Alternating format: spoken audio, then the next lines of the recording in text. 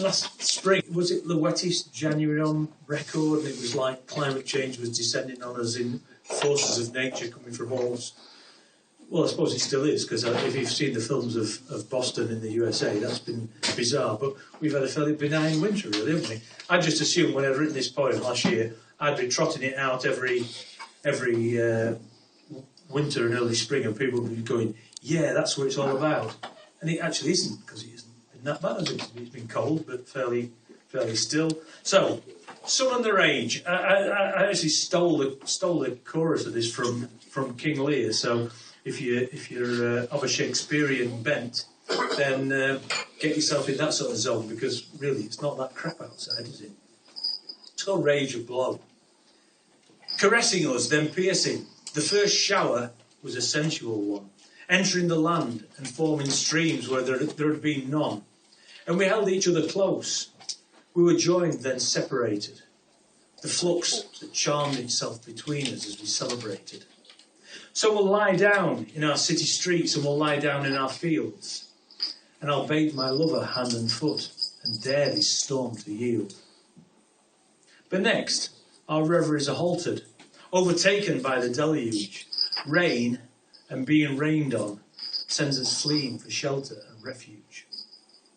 So blow, wind, crack your cheeks, rage and blow, till you've drenched the steeples and drowned the cocks.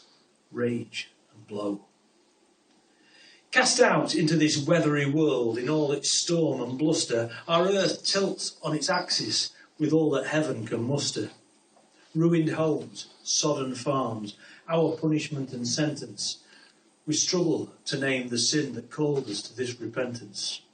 See them whisk their linen from the line. Filth rises from the gutter. From Balby through to Wheatley, familiar life begins to stutter. Broken steeples, moored where ships were intended to be. And the bells still chime beneath the waves at the rising of the sea. Blow, wind, crack your cheeks, rage and blow, till you've drenched the steeples and drowned the cocks. Rage and blow. In this market square of Doncaster, thunderstruck we stood, sweepings from butchers' stalls, dung, gnats and blood, drowned puppies, stinking sprats, all drenched in mud. Dead cats and turnip tops come tumbling down the flood. So seal your windows and bar your doors, and waterproof your leather. Choose your attire judiciously to brave, unwet, this weather. Sodden books all through the land, hasty piles in a top-floor room, drying slowly, heavy, wrinkled, tide-marked by the year's filthy spume. Blow, wind, crack your cheeks, rage and blow, till you've drenched the steeples and drowned the cocks. Rage and blow. Thank you.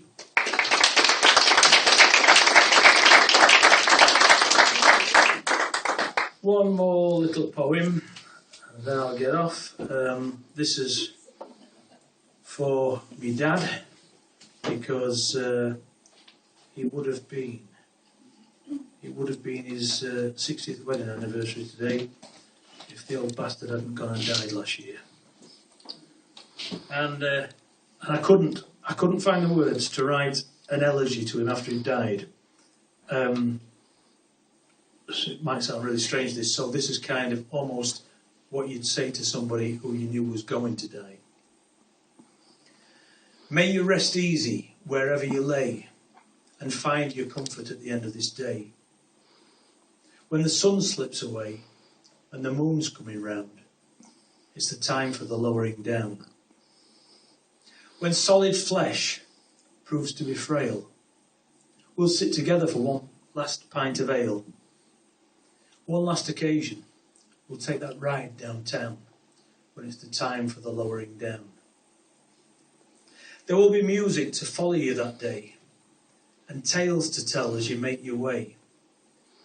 And all your friends, they'll be gathering round when it's the time for the lowering down. You'll take that journey with sun in your face, and you'll hold your head high because that's your state of grace. And I'll meet you there someday, wherever you're bound, for it's the time for the lowering down.